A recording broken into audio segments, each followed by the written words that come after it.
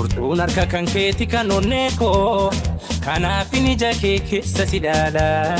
na boojite ansiif taheera boojuu sabboontu oromoo maattu si caala barjaalalli badhaasa rabbiirraa kenname kanaaf hin boqonnaa dabeesiif hin cinqame barjaalalli badhaasa rabbiirraa kenname kanaaf hin boqonnaa dabeesiif hin cinqame na ilaali na ilaali na ilaali jaalala na yaali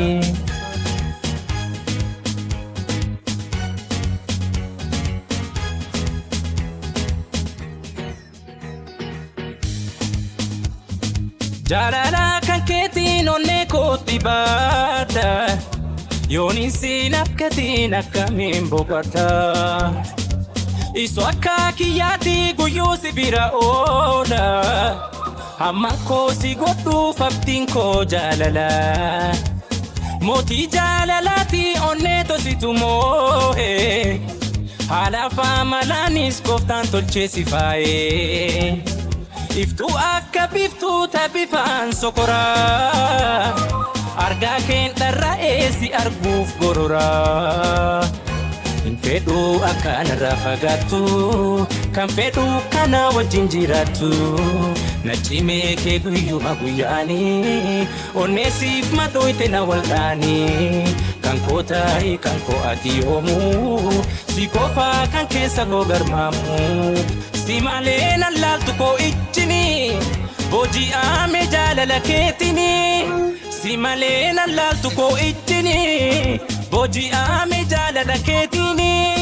kanaaf kenne rabbiin jaalala dhugaafi anaaf kenne rabbiin hin qabu bargaafi kanaaf kenne rabbiin jaalala dhugaa anaaf kenne rabbiin hin qabu bargaafi Janjo isifi kan jiraatu sumaafi jiruun kootu isifi kan jiraatu sumaafi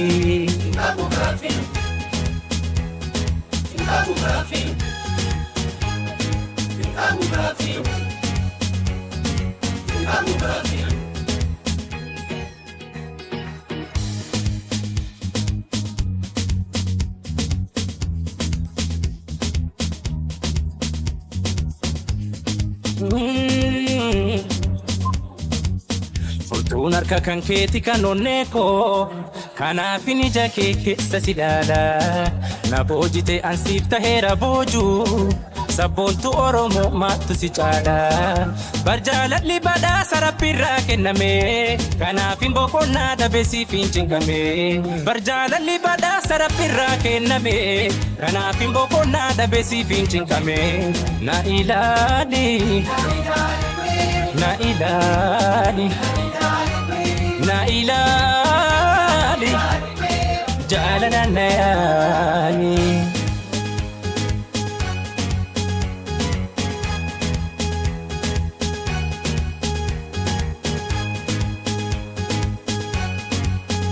dhiqattee dibattee yoo gabbaatu manaa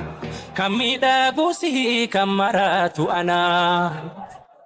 yaa malaalooti yaa malanaaf malimee bineensa jaalalaa jalaa fudhuunaan galimee bifti keetuun himaa